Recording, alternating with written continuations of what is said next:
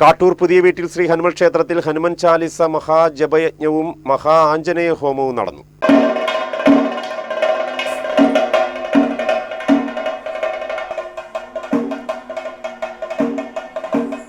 ജപയജ്ഞത്തിന്റെ ഭദ്രദീപം acupuncture doctor Sunilkumar S നിർവഹിച്ചു.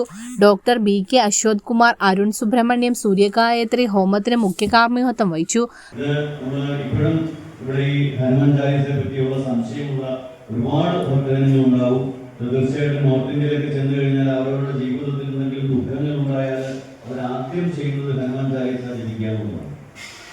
അത്ര പവർഫുൾ ആയിട്ടുള്ള ഒരു മന്ത്രമായിട്ടാണ് ഈ ഹനുമാൻ ചാലിസ ജപിക്കുന്നത്. വേറെ മന്ത്രങ്ങളല്ല ആദ്യം ചൊല്ലുന്നത്.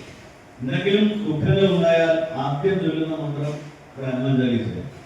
അതിന്റെ പ്രത്യേകതകളെല്ലാം നേരത്തെ നിരവധി സമയങ്ങളിൽ പറഞ്ഞിട്ടുണ്ട്.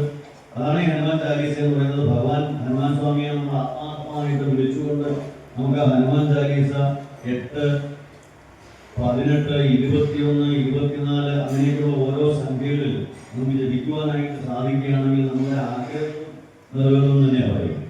തുടർന്ന് നടന്ന അന്നദാനത്തിൽ നിരവധി ഭക്തജനങ്ങൾ പങ്കെടുത്തു. ചടങ്ങിന് president MV Rajendran, secretary PD Bahuleyan തുടങ്ങിയവർ നേതൃത്വം നൽകി.